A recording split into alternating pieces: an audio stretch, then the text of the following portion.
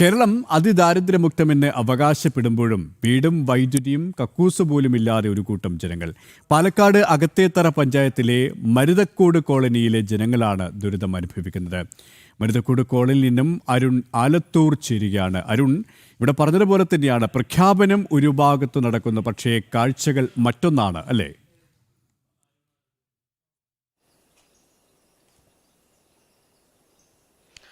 സുരേഷ്, തീർച്ചയായിട്ടും കേരളം അതിദാരിദ്ര്യ മുക്തമാണ് എന്ന് സർക്കാർ അവകാശപ്പെടുമ്പോൾ ദുരിതം അനുഭവിക്കുന്ന ഒട്ടനവധി ജനങ്ങൾ ഇന്നും നമ്മുടെ നാട്ടിലുണ്ട്. അതിദാരിദ്ര്യരായിട്ടുള്ള ഒരുപാട് ആളുകൾ ഉണ്ട് എന്നുള്ളതാണ്. ഞാൻ നിൽക്കുന്ന അകത്തേത്തറ പഞ്ചായത്തിലെ മരുതക്കോട് കോളനിയിലാണ്. എൻ്റെ പുറകിൽ കാണാൻ സാധിക്കും ഈ കോളനിയിലെ വീടുകളുടെ ഒരു സ്ഥിതി നമ്മൾ നോക്കുമ്പോൾ കാണാൻ സാധിക്കും. ഈ ടാർപോളിൻ കൊണ്ട് മറച്ചിട്ടുള്ള, ഷീറ്റ് കൊണ്ട് മറച്ചിട്ടുള്ള കുടിലുകൾ, ചോർന്നൊലിക്കുന്ന തരത്തിലുള്ള വളരെ ദയനീയമായ രീതിയിലുള്ള ഓരോ കുടിലുകളാണ് ഇവിടെ നമുക്ക് കാണാൻ സാധിക്കുന്നത്. ഒട്ടനവധി ജനങ്ങൾ, ഏകദേശം 6-7 കുടുംബങ്ങൾ ഇവിടെ താമസിക്കുന്നു.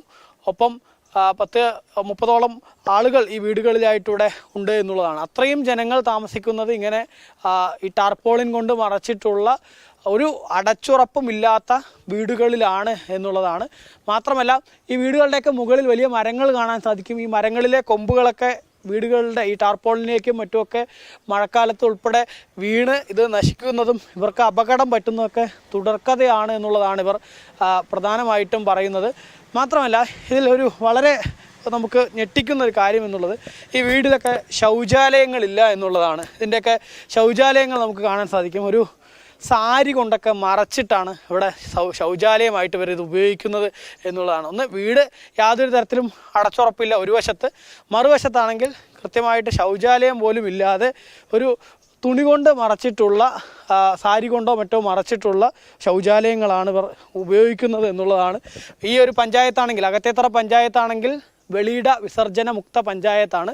ആ വെളിയിട വിസർജന മുക്ത പഞ്ചായത്തിലാണ് ഇത്തരത്തിൽ ശൗചാലയം പോലും ഇല്ലാതെ ഇത്രയും ജനങ്ങൾ ഇവിടെ താമസിക്കുന്നത് എന്നുള്ളതാണ്. ഈ കോളനിയിലെ ആളുകൾ ഇവിടെയുണ്ട്. പ്രായപൂർത്തിയായ പെൺകുട്ടികൾ ഉൾപ്പെടെയാണ് ഈ സാരി കൊണ്ട് മറച്ചിട്ടുള്ള ഒരു അടച്ചുറപ്പും ഇല്ലാത്ത ശൗചാലയങ്ങൾ ഉപയോഗിക്കേണ്ടി വരുന്നത് എന്നുള്ളതാണ്. എന്താണ് നിങ്ങളുടെ ഒരു അവസ്ഥ ഇവിടുത്തെ? നമുക്ക് ഇവിടെ അവസ്ഥ കാറ്റും മഴയത്തും ഭയങ്കര ബുദ്ധിമുട്ടാണ്. ഞങ്ങൾ അവിടെ പോയി കുട്ടികളും മക്കളിനെയും കൊണ്ട് ഒരു വഴിയില്ല, എവിടെയും പോകാനൊന്നും പറ്റില്ല. ഈ മക്കളും കുട്ടികളും കൊണ്ട് അവിടെ പോകാനാണ് സ്ഥലവും ഇല്ല, വീടും ഇല്ല, ഒന്നുമില്ല. ഞങ്ങളുടെ ഇരിപ്പൊക്കെ ഇങ്ങനെയാണ്. റേഷൻ കാർഡുണ്ട്.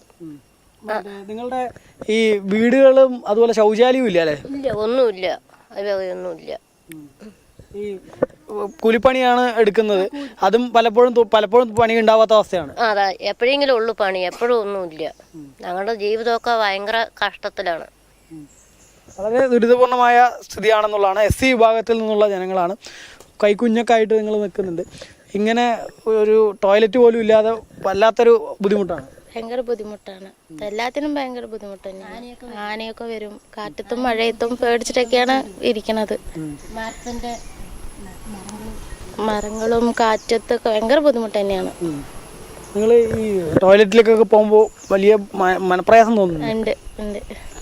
പഞ്ചായത്തിലും മറ്റുള്ളവരൊക്കെ പറഞ്ഞോ നിങ്ങൾക്ക് ഇങ്ങനെ ടോയ്ലറ്റ് ഇല്ല, വീടില്ല, ഇതൊക്കെ പറഞ്ഞു ലൈഫിൽ കൊടുത്തിട്ടുണ്ട്, പാസ്സായി. ഇതാണ് യഥാർത്ഥ കാഴ്ചകൾ. അതിദാരിദ്ര്യമുക്ത കേരള പ്രഖ്യാപനം നടത്തുന്ന സർക്കാർ കണ്ണു തുറന്നു തന്നെ ഇത്തരം കാഴ്ചകൾ കാണുക. മരുതക്കോട് കോളിൽ നിന്നും അരുൺ ആലത്തൂരാണ് വിവരങ്ങൾ നൽകിയത്.